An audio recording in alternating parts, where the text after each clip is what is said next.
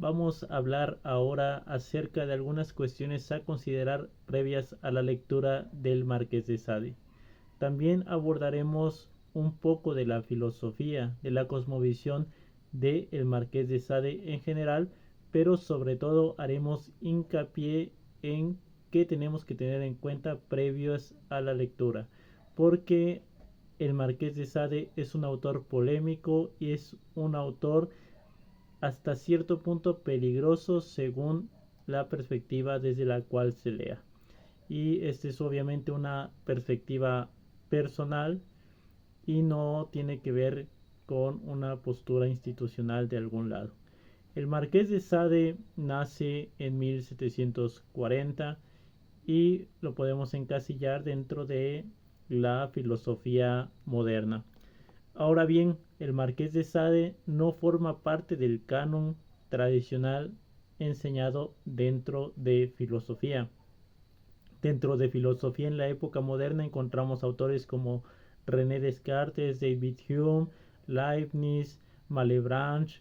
En la época tardía de la época moderna, a Kant, a Fichte, Schelling, entre muchos autores más. Sin embargo, el Marqués de Sade no se estudia de forma canónica dentro de las historias de la filosofía. Sin embargo, es interesante traerlo a colación tal como lo hace, por ejemplo, Michel Onfray.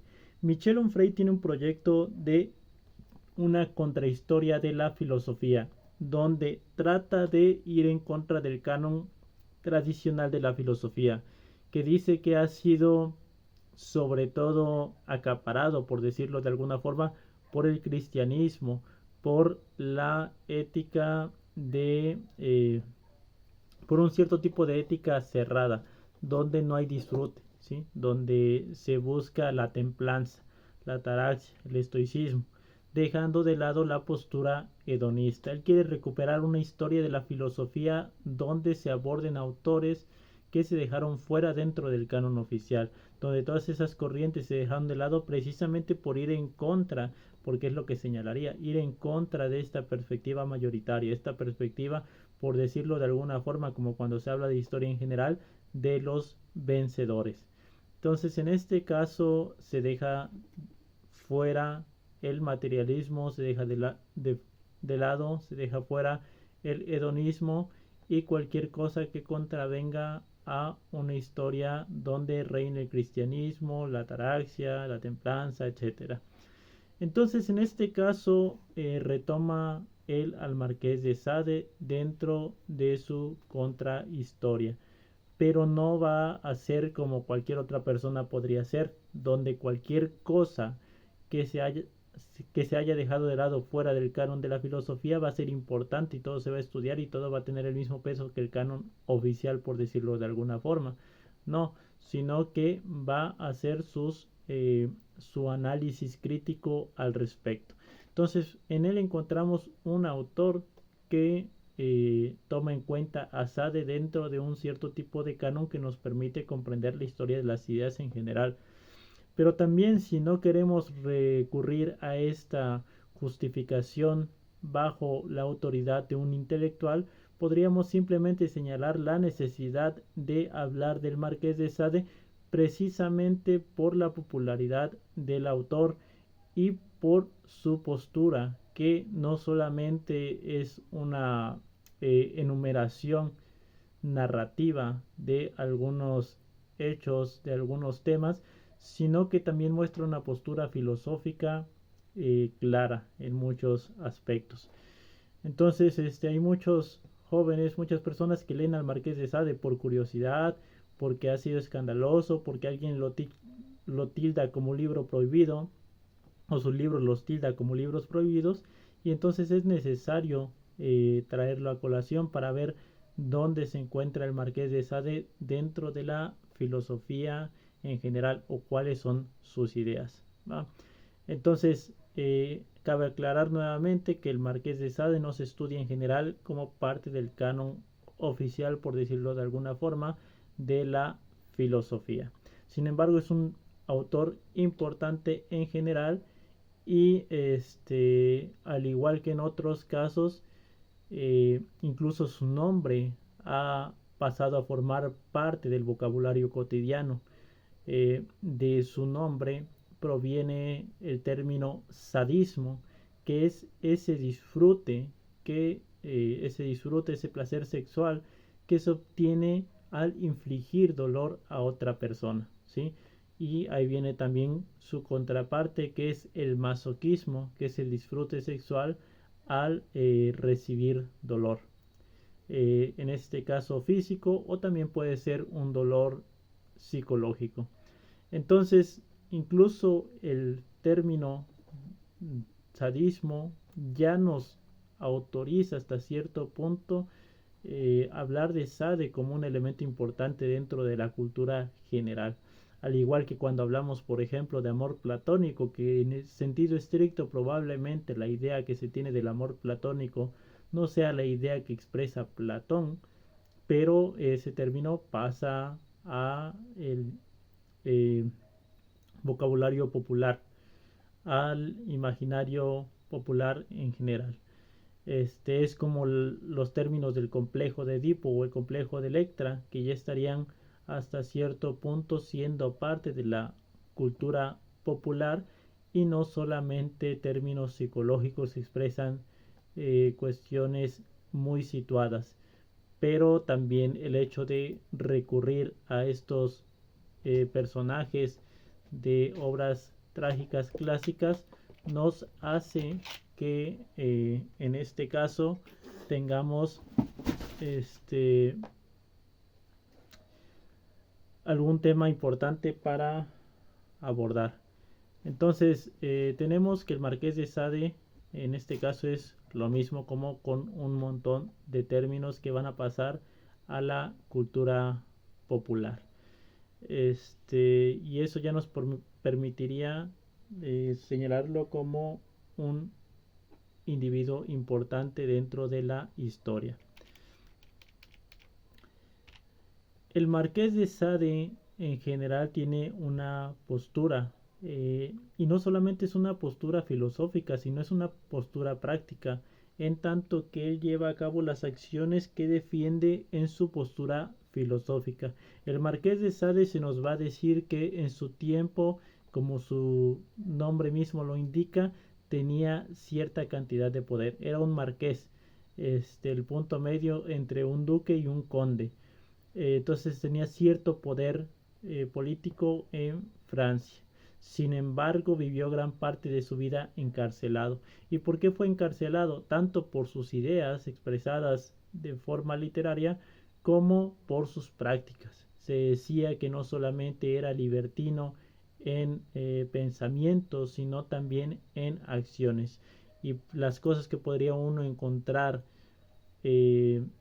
enumeradas o señaladas dentro de sus obras pueden ser ejecutadas por él.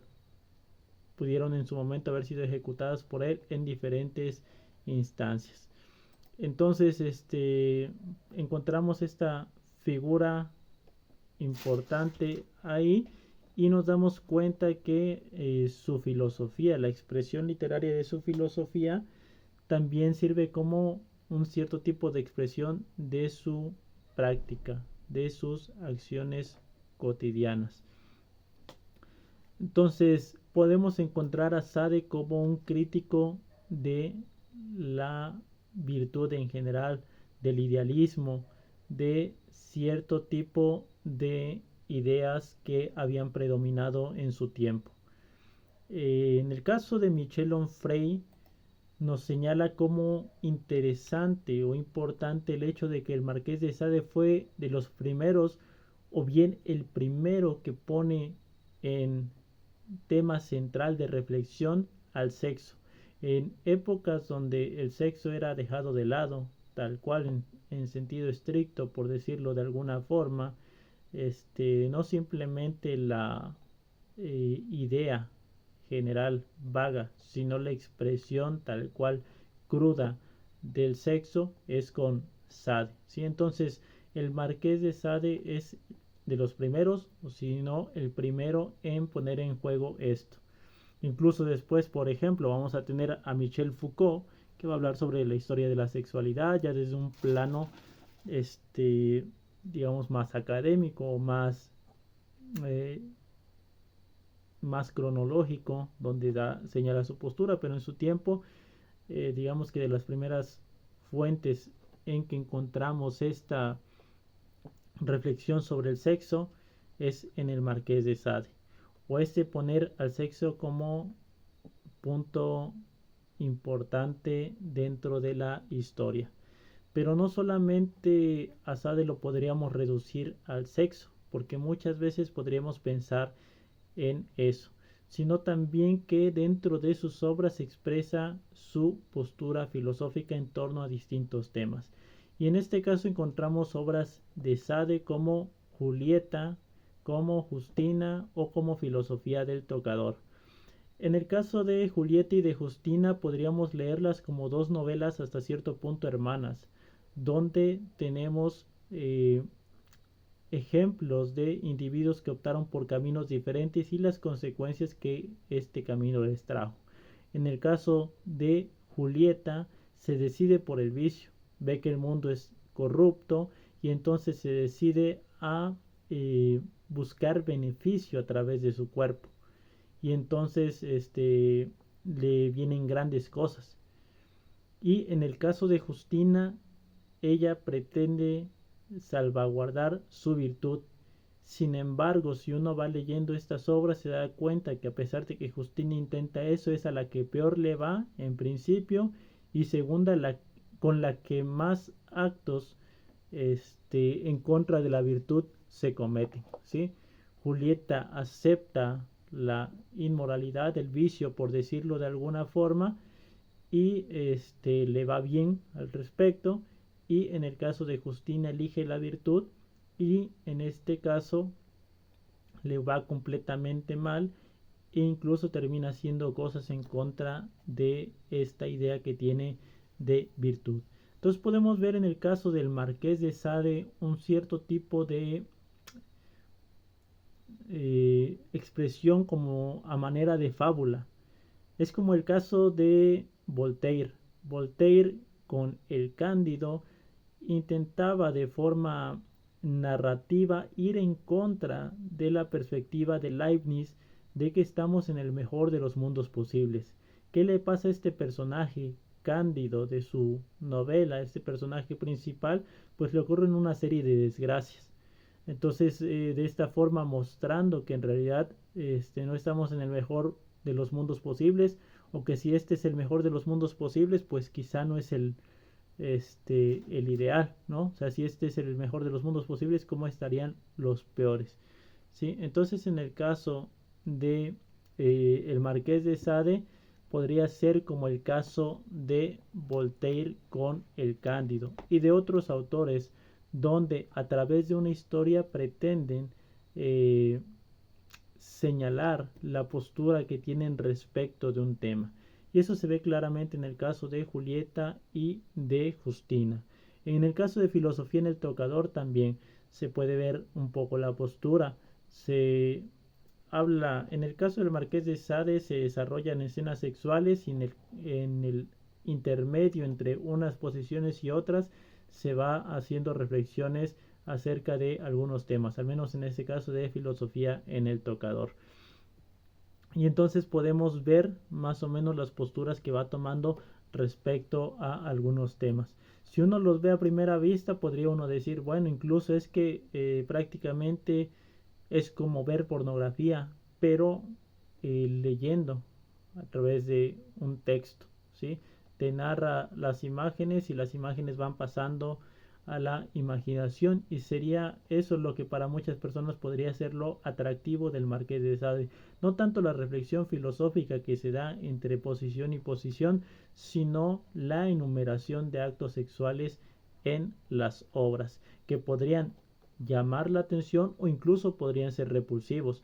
¿Por qué? Porque en el caso del Marqués de Sade no solamente se da un cierto tipo de sexualidad, digamos, tradicional, y mucho menos un cierto tipo de sexualidad victoriana donde el único objetivo para un encuentro sexual es el concebir hijos, ¿no? En el caso del Marqués de Sade se buscaría el placer por el placer mismo, hasta llevar al extremo del dañar al otro con el fin del sentir placer yo.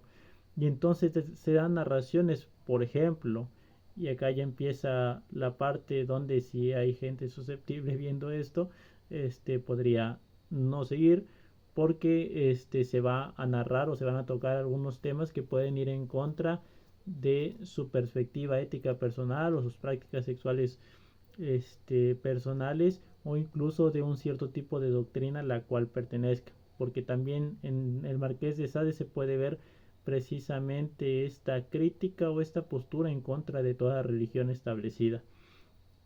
Entonces, ya haciendo esa salvedad, tenemos en el caso de Justina, por ejemplo, cuando quiere mantener la virtud desde el inicio, cuando está en un burdel y la mandan con un individuo, le pide que orine sobre su miembro.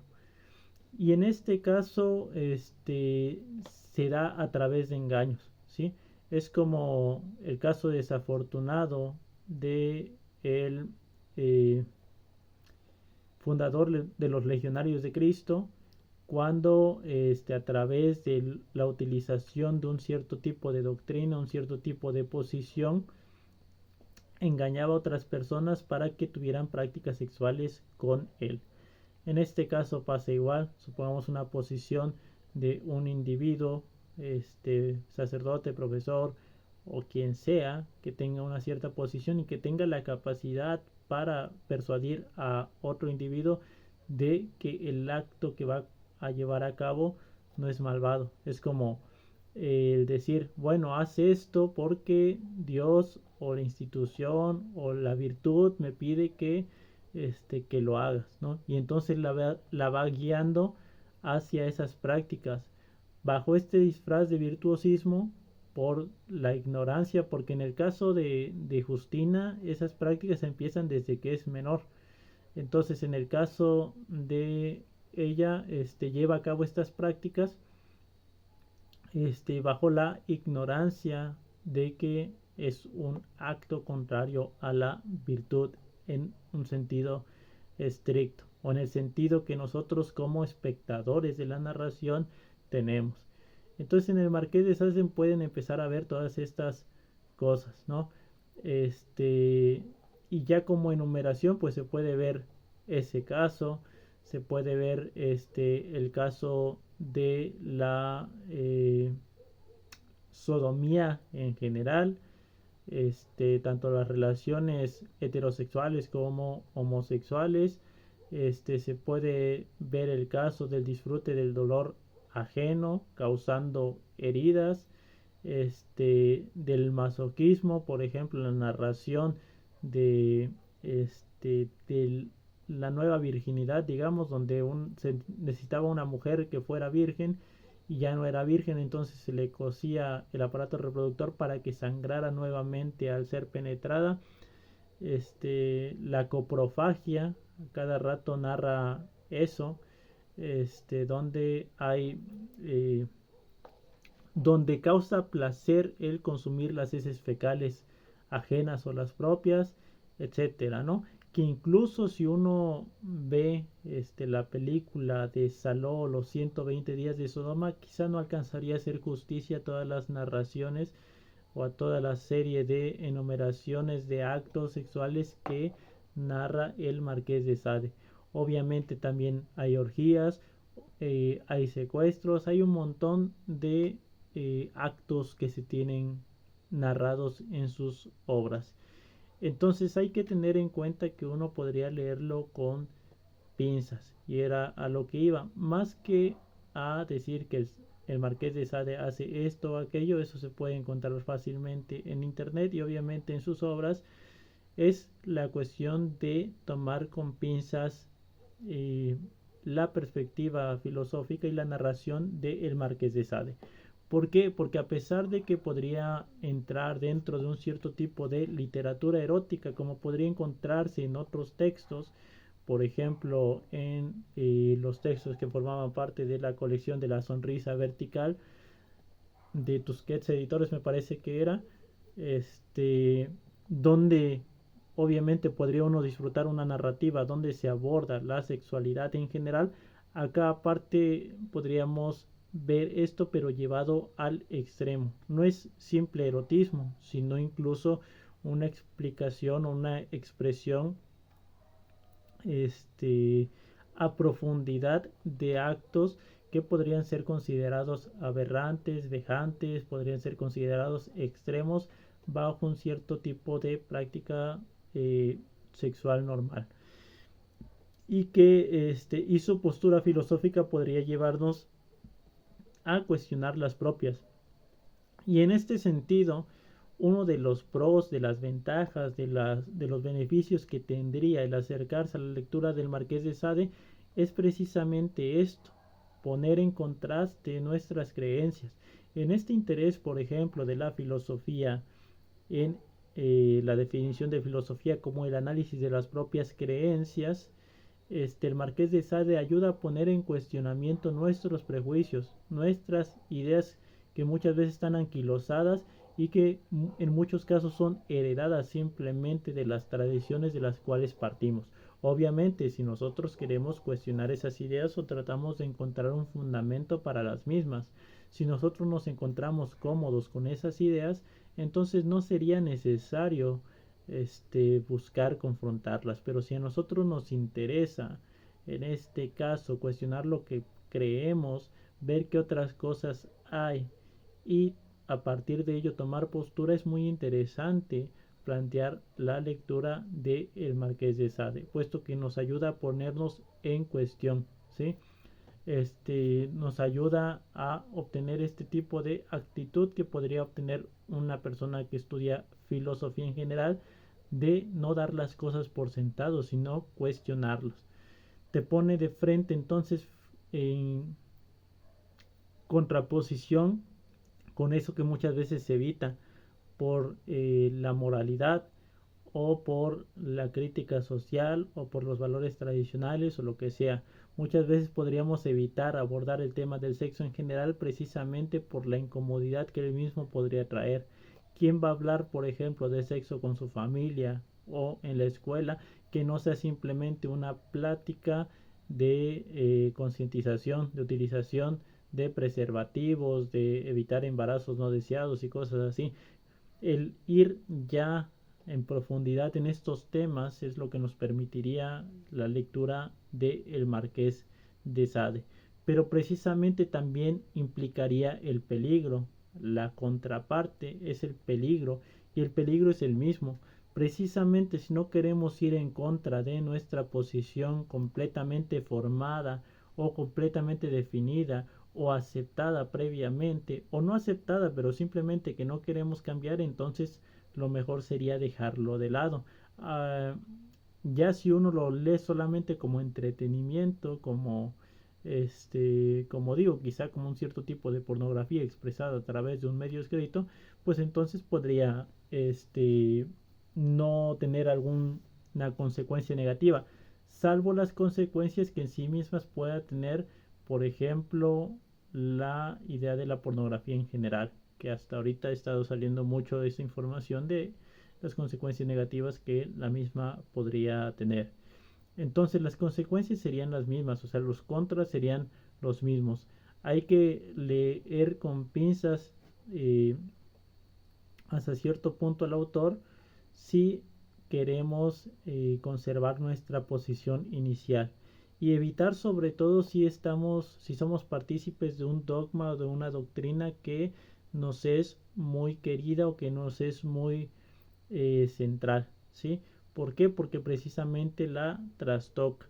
Incluso bajo la narración, y acá nuevamente hay que tener cierto cuidado con lo que voy a decir, depende la postura de la persona que lo considere, incluso su lectura o la imaginación que a partir de su lectura se obtenga puede llevar a problemas.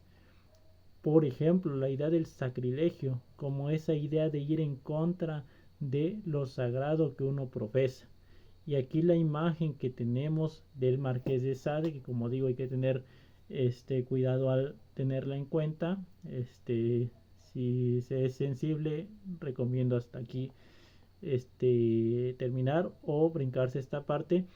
El Marqués de Sade utiliza la imagen de la hostia, por ejemplo, como un recurso, el más sagrado, obviamente, dentro de la tradición cristiana, y en la narración la pone dentro, en la punta del miembro del individuo masculino, que sirve para penetrar al individuo femenino. Y entonces en este caso, en la narración, uno lo va leyendo, y obviamente es imposible no imaginarte la escena. Y en ese caso, bajo el dogma, bajo la doctrina, se está cometiendo, desde mi perspectiva, esta, este sacrilegio, porque estás yendo en contra de la imagen de lo sagrado, de lo que tú tienes como sagrado. Ahora, cuando menos en el pensamiento, bajo este esquema de pensamiento, palabra, obra, omisión, ya se está cometiendo un cierto tipo de ilícito, por decirlo de alguna forma. Y eso podría llevar a consecuencias prácticas. En mi caso me pasó, lo digo como cuestión personal, porque al leer imágenes de ese tipo, si bien te atrae lo que es extremo, lo que es ajeno, lo que es prohibido, muchas veces se le da Marqués de Sade precisamente por eso, también puede traerte consecuencias si no estás bien asentado en lo que buscas al respecto. Y entonces puede llevarte a la idea de una crisis de fe si es que partes de una fe previa. En mi caso así era, tenía muy adentrado un cierto tipo de fe, y entonces esa imagen misma ya causaba un cierto tipo de consecuencia emocional profunda por estar pervirtiendo, estar contraviniendo la idea de lo sagrado. Sin embargo, también eso ayuda, porque después cualquier otra cosa no te espanta, y también porque eso mismo te hace tratar de reflexionar y anquilosarte y formarte un punto donde poder actuar conforme a un cierto tipo de perspectiva. La perspectiva probablemente la encuentres después de mucho tiempo, esta perspectiva personal o esta perspectiva comunitaria que aceptas como propia, pero que va a servir para moverte en el mundo.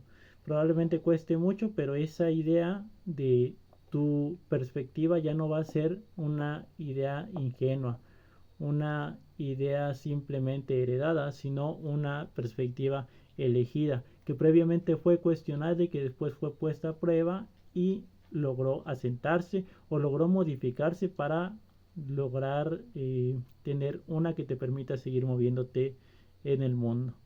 Entonces, hay que tener en cuenta estos problemas. ¿Por qué? Porque precisamente va a la narración del Marqués de Sade va a llevarnos a toparnos de frente con esta serie de cuestiones. Son las mismas precauciones que yo tendría en cuenta previas a leer a Cioran, a Schopenhauer, a Nietzsche, a Albert Camus, a Sartre, a Voltaire mismo, al menos en el Cándido, e incluso a Epicuro, específicamente cuando está hablando del suicidio en la carta a Meneceo. Son autores que los podemos leer, pero que es necesario también tener en cuenta un cierto tipo de formación previa o de puesta en contexto previa a tratar de abordarlos. ¿Por qué? Porque si hay problemas emocionales, por ejemplo, con un individuo, y de repente lea Cioran o lea Epicuro en esta carta a Meneceo, donde está recordando esta perspectiva de las personas que dicen que la vida no vale nada, la perspectiva es eso, de si las personas que señalan que bueno sería no haber nacido, y una vez que uno ha nacido lo más pronto regresar al Hades o morir lo más pronto posible, ¿por qué no se matan?, se preguntaba Epicuro. Quizá no con esas palabras, pero ¿por qué no dejan esta vida? Quizá no son tan consecuentes con esta postura que tienen o que afirman ante los demás. este sería el argumento que da Epicuro, esta sería la idea que da Epicuro. Sin embargo, nos podríamos centrar simplemente en la frase porque se oiría muy bien y podría ser fácil de repetir. Bueno es no haber nacido, y una vez que uno ha nacido, regresar lo más pronto a la nada, al Hades, al polvo, etcétera. Y entonces uno lee cosas así o estas frases y podrían empatar con un cierto tipo de depresión previa y entonces llevar a ciertas consecuencias.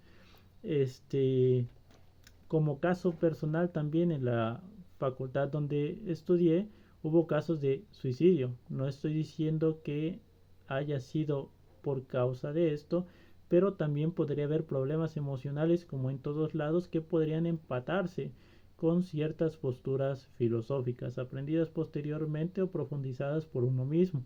Está el caso, por ejemplo, que se señala del autor de una de las grandes universidades de Estados Unidos, que en su tesis doctoral demostraba que nada es necesario o que nada tiene una causa final, y después de que termina su tesis doctoral se suicida.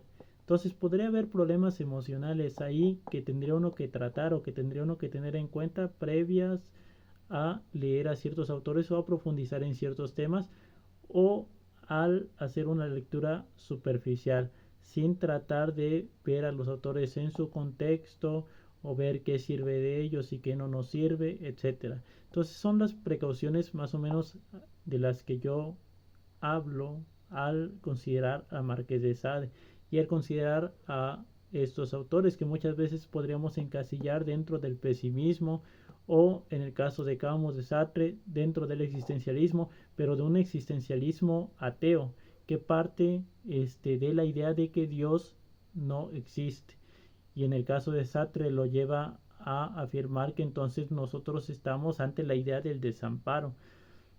No tenemos un ser al cual recurrir, al cual contarle nuestras penas, al cual dirigirnos en un futuro, y probablemente no haya un proyecto ulterior, eterno, más allá de nosotros que nos guíe, sino que no hay nada. Y entonces, si uno empieza a considerar este tipo de argumentación, podría llevarte a cuestionamientos. Y por eso muchas veces que utilizamos la palabra de crisis existenciales, al menos en el vocabulario popular, porque empezamos a cuestionar eh, nuestros valores, nuestra perspectiva del mundo, nuestra forma de conducirnos en él, etcétera. Entonces mi perspectiva va por ese lado.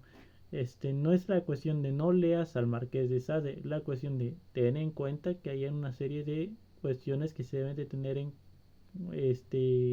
como precaución previas a que puedes tener problemas psicológicos. Es como cuando te dicen del consumo de una sustancia: no consumas dicha sustancia en general, y especialmente no la consumas si estás en un estado emocional depresivo, en un estado emocional que te lleve a cometer ciertos actos negativos, porque o bien te acelera y te lleva a que hagas ciertos actos, o bien podría llevarte a la propia muerte o a causar un desastre.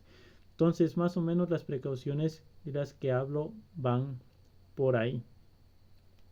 Considero que esto podría pasar en filosofía y en un montón de disciplinas, pero probablemente no en disciplinas que tengan un carácter útil, práctico, sino este carácter de reflexión personal o de reflexión social.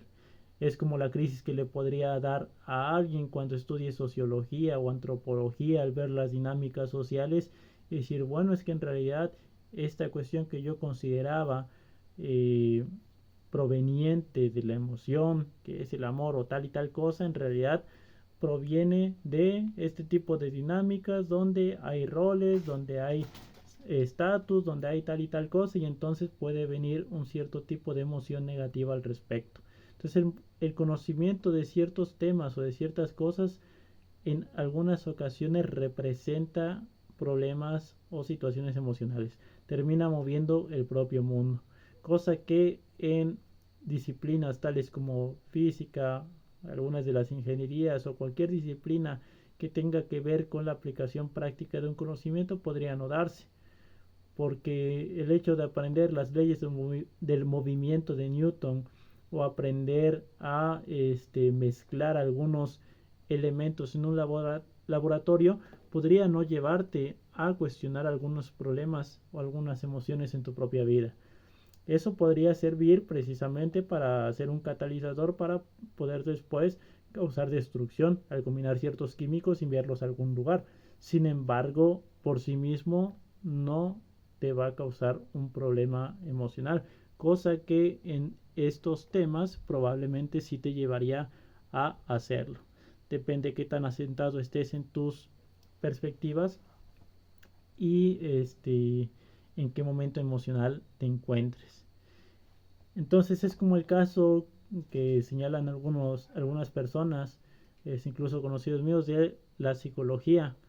Cuando entran, hay algún profesor que les dice, bueno, si vienen aquí porque consideran que tienen problemas, no les convendría estudiar esto, sino ir a terapia. Una cosa es el conocimiento del tema en sentido teórico y otra cosa, en sentido histórico, en sentido teórico, y otra cosa es tratar de arreglar los problemas bajo las dinámicas que se supone que se aprenden en psicología.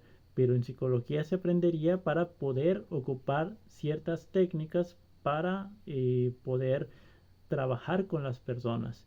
Pero el trabajo con uno mismo a menudo está fuera del conocimiento meramente teórico o la profundización en ciertos temas.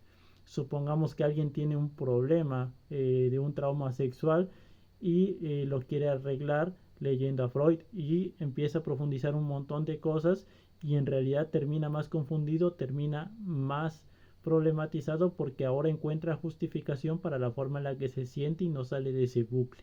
Entonces sería lo mismo. Si hay problemas de algún tipo hay que buscar ayuda profesional y o ayuda de algún tipo y tratar de superarlo y no simplemente profundizar en algunos temas desde mi perspectiva. En este sentido se podría pensar que solamente es una perspectiva completamente personal y que podría haber cierto tinte de mojigatería, cierto tinte de simplemente de una persona que se espanta con las cosas y eso, pero no soy solamente yo el caso. Recuerdo el caso de una profesora de historia de la filosofía antigua que yo tuve en la clase de historia de la filosofía antigua y antropología filosófica, que decía que todavía, lo mencionó como un comentario, que todavía no habían leído al Marqués de Sade y temía hacerlo, precisamente por la fama que se le hace, por lo que sabe de él, por sus manuales de historia, por la intertextualidad que se da con una diversidad de contenido, ¿sí? Entonces tenía esta precaución o este dilema porque sabía lo que podría implicar ya en términos emocionales o en términos intelectuales. Habría que preguntarse ante esta lectura y ante cualquier otra en general si es necesario hacerlo, si sabemos que una lectura podría causar un cierto problema, o cuál es el fin de la lectura en sí misma. Podríamos tener un fin y si leemos bajo ese fin podría no haber cualquier problema. Si el fin es entretenimiento, no creo que haya más detalle, pero si el entretenimiento lleva a cuestionar lo propio, entonces sí. Es como cuando alguien dice que está viendo un video pornográfico y pensaba que el amor era de cierta forma y lo ve y entonces le empieza a cuestionar sobre su idea del amor. Quizá la idea, el fin de ese video no era ese, sin embargo alguien podría obtener una reflexión a partir del mismo.